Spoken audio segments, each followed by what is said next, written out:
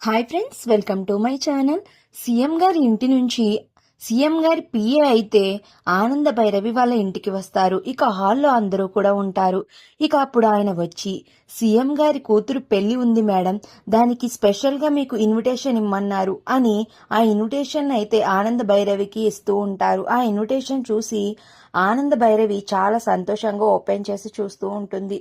ఇక అప్పుడు ఆయన ఇలా అంటూ ఉంటారు, సీఎం గారి కూతురు పెళ్లికి ఆయన ఒక స్పెషల్ చీర గిఫ్ట్ గా ఇవ్వాలి అనుకుంటున్నారు. అందుకే ఆయన ఒక స్పెషల్ కాంపిటీషన్ పెట్టనున్నారు. అది ఏమిటి అంటే, ఆ కాంపిటీషన్ లో అందరూ తయారు చేసిన శారీని అక్కడికి తీసుకుని వస్తారు.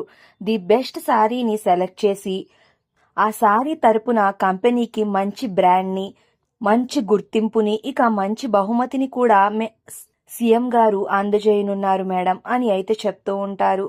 అది తప్పకుండా మీ రాజ్కోటి సిల్క్స్ కి రావాలని కోరుకుంటున్నాను మేడం అని చెప్పి ఆ పిఏ అయితే, మీరు కూడా తప్పనిసరిగా ఆ కాంపిటీషన్ లో పాల్గొనాలి మేడం అని అయితే చెప్పి ఇక ఆ పిఏ అక్కడి నుంచి వెళ్ళిపోతారు.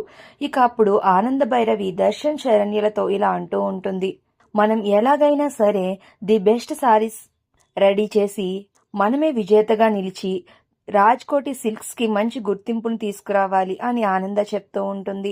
ఆ మాటలు విని దర్శన్ అయితే, అమ్మ, కాంపిటీషన్ చాలా టఫ్ గా ఉంటుందంట కదా, మరి ది బెస్ట్ సారీని మనం ఇవ్వగలమంటావా అని అయితే దర్శన్ అడుగుతూ ఉంటాడు.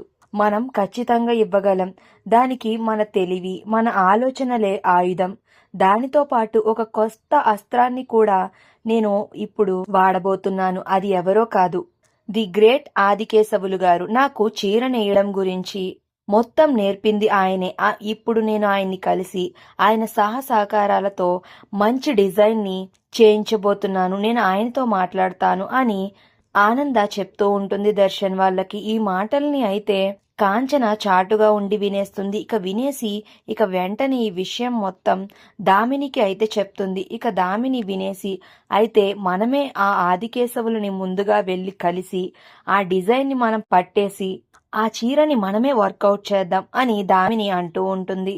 మరి జరగబోయే సారీ కాంపిటీషన్ లో విజయం ఎవరు సాధించనున్నారు అనేది నెక్స్ట్ రివ్యూలో